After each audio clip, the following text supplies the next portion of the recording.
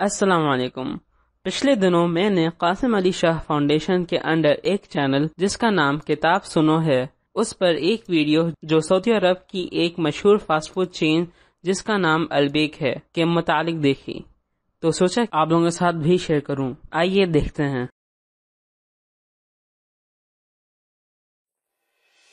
شکور ابو غزالہ فلسطین میں پیدا ہوا، وہاں پلا بڑا، تعلیم حاصل کی، لیکن پھر حالات نے ایسی کروٹ بدلی کہ 1948 میں اس کو اپنا وطن چھوڑ کر سعودی عرب کی طرف ہجرت کرنا پڑی۔ اس نے ایک ریلوے کمپنی میں ملازمت اختیار کی اور 13 سال تک کام کیا، لیکن زندگی میں کوئی بڑی تبدیلی نہیں آئی۔ اس کی خواہش تھی کہ میں نے جس طرح پرمشقت زندگی جی ہے، میرے بچوں کی زندگی ایسی نہ ہو۔ اس مقصد کے لیے وہ لبنان چلا آیا۔ یہاں اس نے ایک کے بعد ایک کام شروع کیا۔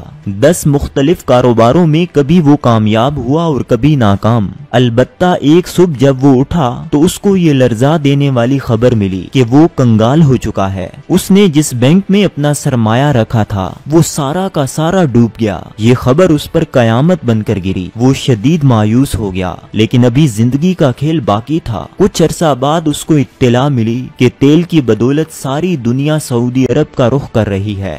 کہ اس نے زندگی کے زناٹے دار تھپڑ کھائے تھے، اس لیے وہ جان گیا کہ یہ ایک بہترین موقع ہے۔ وہ جدہ آیا اور حالات کا جائزہ لیا تو معلوم ہوا کہ باہر سے آنے والے لوگ عربوں کی طرح کھجور اور اونٹنی کے دودھ کے ساتھ خشک روٹی کھانے کے عادی نہیں۔ انہیں ماڈرن خوراک چاہیے جو سستی بھی ہو اور لذیذ بھی۔ اس نے ایک مشہور کمپنی کی ایجنسی خریدی اور فرائیڈ چکن کا کاروبار شروع کیا۔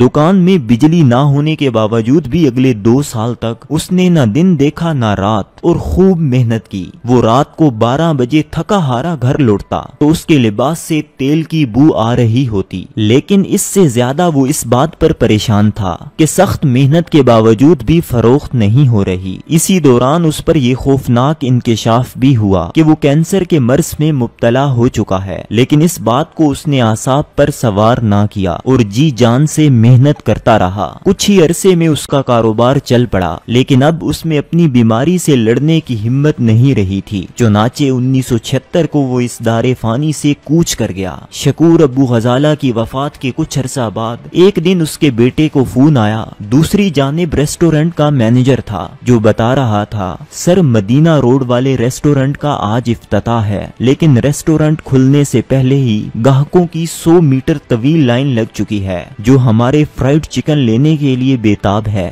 آپ کو اگر سعودی عرب جانے کا اتفاق ہوا ہو تو آپ نے وہاں کی مشہور سوغات البیک کا مزہ ضرور چکھا ہوگا۔ آپ کو جان کر حیرت ہوگی کہ یہ برانڈ اپنی پروڈکٹ کی تیاری میں وہی چیزیں استعمال کرتا ہے جو باقی لوگ کرتے ہیں، لیکن اس کے باوجود بھی ان کا ایک پیکٹ حاصل کرنے کے لیے لوگ لمبی قطار میں کھڑے ہو کر انتظار کرتے ہیں۔ ایک عام سی پروڈکٹ کی اس قدر مقبولیت کے پیچھے آخر راز کیا ہے؟ آج کی ویڈیو میں آپ کے سامنے وہ نکات پیش کریں گے جن پر اس کمپنی کی لیڈرشپ عمل پیرا ہے، اور اسی کی بدولت 120 برانچز کے ساتھ آج یہ عرب ممالک کا مقبول ترین فوڈ بن چکا ہے۔ اس فوڈ برانڈ کے بانی شکور ابو غزالہ نے اللہ کو اپنے بزنس میں پارٹنر بنا لیا تھا۔ رات کو جب وہ دن بھر کا حساب کتاب کرنے بیٹھتا تو جس قدر پیکٹ فروخت ہوئے ہوتے، فی پیکٹ وہ 1 ریال صدقہ کرتا۔ اگلے دن بزنس دگنا ہوتا، وہ صدقہ بھی دگنا کر دیتا۔ جیسے جیسے اس کا کاروبار بڑھتا گیا، اس کے صدقے کی مقدار بھی بڑھتی گئی، اور پھر یہ اس قدر بڑی رقم بن گئی کہ کئی سارے خیراتی ادارے اس رقم پر چلنے لگے۔ 1976 میں جب ابو غزالہ کا جنازہ اٹھا تو اس کی اولاد کے ساتھ ساتھ یہ ادارے بھی یتیم ہو گئے۔ باپ کی وفات کے بعد جب اس کے بیٹوں کو اس خفیہ پارٹنرشپ کا پتہ چلا تو انہوں نے اس روایت کو برقرار رکھنے بلکہ فی پیکٹ 2 ریال صدقہ کرنے کا فیصلہ کیا، اور پھر اللہ کے ساتھ شراکت داری کی برکت سے مختصر عرصے میں یہ برانڈ دنیا بھر میں مشہور و معروف ہو گیا۔ جب شکور ابو غزالہ کا انتقال ہوا تو اس وقت اس کے 2 بیٹے پڑھ رہے تھے۔ انہیں کاروبار کا تجربہ بالکل نہیں تھا۔ ایک دن انہیں بینک سے کال آ گئی۔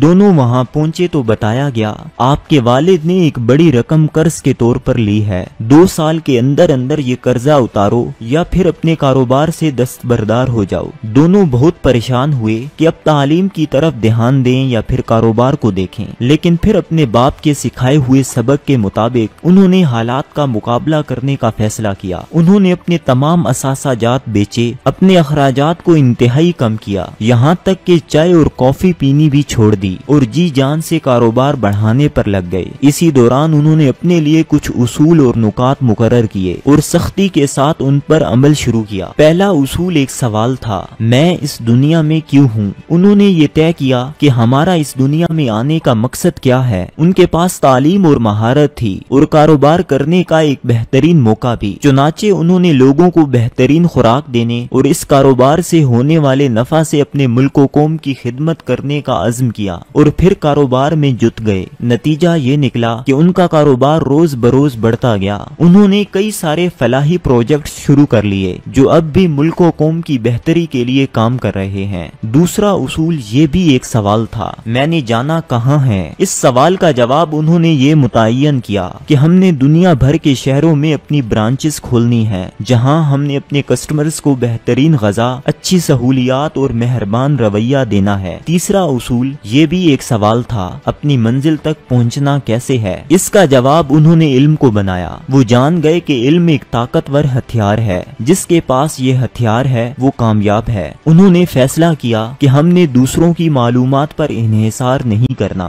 دوسروں کے ٹوٹکوں پر چلنے کی بجائے انہوں نے اپنی ریسپی بنائی۔ انہوں نے یہ فیصلہ بھی کیا کہ اپنے کاروبار کے بارے میں ہر طرح کی معلومات حاصل کرنی ہے۔ چنانچہ چھوٹا بھائی پیرس چلا گیا اور انجینئر ہونے کے باوجود 1.5 سال تک فوڈ ٹیکنالوجی کے بارے میں سیکھتا رہا اور اسی کی بدولت انہوں نے ایک خفیہ ریسپی بنائی جس کے ذائقے نے دنیا کو دیوانہ بنا دیا۔ چوتھا اصول ہارڈ ورک کرنا ہے، مایوس نہیں ہونا۔ انہوں نے طے کیا کہ حالات کتنے ہی مشکل کیوں نہ ہوں، ہمیں منافع بے شک کم ملے لیکن ہم نے مشکل حالات کا مقابلہ کرنا ہے اور کبھی مایوس نہیں ہونا۔ وہ معمولی چیز کو نظر انداز نہیں کرتے تھے اور چھوٹے سے چھوٹے کام کے بارے میں بھی مکمل معلومات حاصل کرتے۔ انہوں نے طے کیا تھا کہ اپنے نتائج سے مطمئن ہو کر بیٹھنا نہیں ہے بلکہ اپنی کوشش پر بھی سوالات اٹھانے ہیں کہ یہ چیز کیوں ہے اور اس کو مزید بہتر کیسے بنایا جا سکتا ہے۔ انہوں نے عادت بنائی کہ اپنے رویے سے عاجزی کا اظہار کرنا ہے اور ہمیشہ اپنے رب کا، اپنے سٹاف کا اور اپنے کسٹمرز کا شکر گزار رہنا ہے۔ پانچواں اصول سیکھنے کے لیے اپنی انا ختم کرنی ہے۔ انہوں نے جان لیا تھا کہ صرف کرسی پر بیٹھ کر اپنے ملازمین کو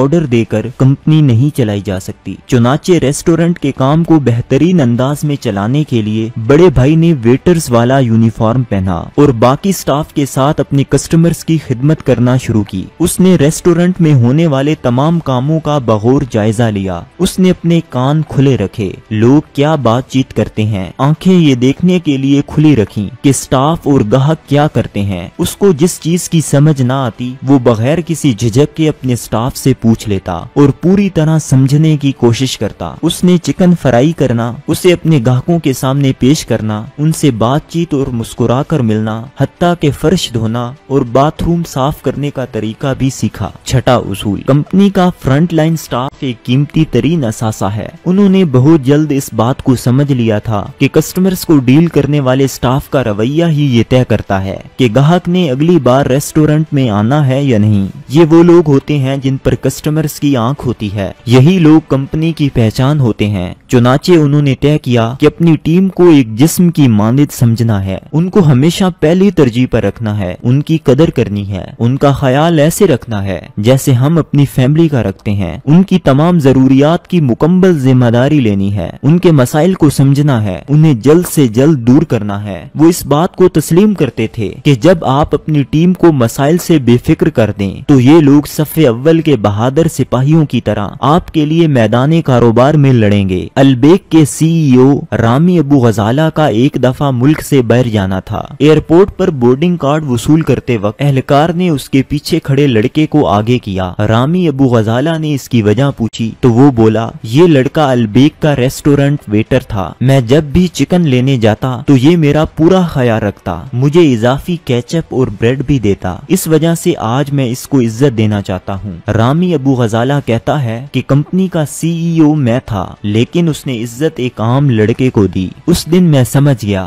کہ آپ کا فرنٹ لائن سٹاف ہی دراصل آپ کی کمپنی کا قیمتی ترین اثاثہ اور چہرہ ہوتا ہے۔ 7वां उसूल, लीडर वो है जो मैदान में मौजूद रहकर क़यादत करे। वो इस बात को तस्लीम करते हैं कि हर वो लीडर जो ऑफिस में आरामदेह कुर्सी पर बैठकर अपने कारोबार को बेहतरीन अंदाज में चलाने की तवक्को करता है, ये उसकी खतरनाक गलत फहमी है। एक लीडर जब मैदान में मौजूद होता है, अपनी टीम और अपने कस्टमर्स को देखता, सुनना और उनके एहसासात को महसूस करता है, तो उसके दिमाग में शानदार आइडियाज जन्म लेते हैं। मैदान अमल में अपनी मौजूदगी की बदौलत लीडर ये बात भी जान सकता है कि उसका कारोबारी हरीफ क्या कर रहा है और उसी के मुताबिक वो अपने कारोबार के लिए बेहतरीन हिकमत अमली बना सकता है। 8वां उसूल, वाज़े मयार और तरीक़ेकार के बगैर तरक्की मुमकिन नहीं। वो कहते हैं कि अपनी कंपनी के तमाम अहम मामलात और मसाइल को लिखने की आदत बनाएं। लिखने के बाद उनका हल सोचें। कंपनी में होने वाली अहम तकरीबात की रिपोर्ट बनाएं। दरपेश आने वाले मसाइल को लिखें। उसका फायदा ये होगा कि अगले साल जब ये तकरीब दोबारा आएगी तो अपनी रिपोर्ट एक दफा पढ़ने से वो सब कुछ आपके जहन में आ जाएगा और आपको दोबारा से चीजों को सोचना, उन्हें प्लान करना नहीं पड़ेगा। लिखने की आदत से आप अपनी टीम को बेहतरीन अंदाज में मसरूफ कर सकते हैं। इस आदत की बदौलत आप किसी कंसल्टेंट के भी मोहताज नहीं रहेंगे और अपने कामों का बेहतरीन जायजा ले सकेंगे। 9वां उसूल, पैसे के लिए नहीं बल्कि तरक्की और इज्जत के लिए काम करें। ऐसे आइडियाज पर काम करें जिनकी बदौलत आप दूसरों की जिंदगियों को बेहतर बना सकें। हमेशा बड़ी मंजिल का सोचें, सिर्फ पैसे का ना सोचें, क्योंकि जो चीज जल्दी मिलती है वो जल्दी खो भी जाती है। अलबत्ता आपका मयार और आपकी इज्जत हमेशा बाकी रहती है। कभी भी अपने आप को अपने कस्टमर से ज्यादा ज़हीन ना समझें, बल्कि उनके साथ आजिज़ी का मुजाहरा करें। उनकी जरूरियात को समझें, उन्हें बेहतरीन तरीके से मुकम्मल करने की कोशिश करें। आपकी हमेशा ये कोशिश रहनी चाहिए कि अपने कस्टमर्स के साथ एतमाद से भरपूर रिश्ता बरकरार रखें। 10वां उसूल, अपने कारोबारी हरीफों पर नजर रखें लेकिन उन्हें इज्जत भी दें। एक बेहतरीन लीडर वो होता है जो अपने मद्दे मुकाबिल की खूबियों और खामियों से खुद को बाखबर रखे। लीडर को इल्म होना चाहिए कि उसका हरीफ कैसा सोचता है, उसके वसाइल क्या क्या हैं, उसकी तरजीहात क्या क्या हैं। अक्लमंद लीडर अपने मद्दे मुकाबिल को कभी कमजोर नहीं समझता, वो उससे भी सीखने की कोशिश करता है। अलबत्ता ऐसी प्रोडक्ट नहीं लाता जिस पर गुमान हो कि ये उसने अपने मद्दे मुकाबिल की नकल की है।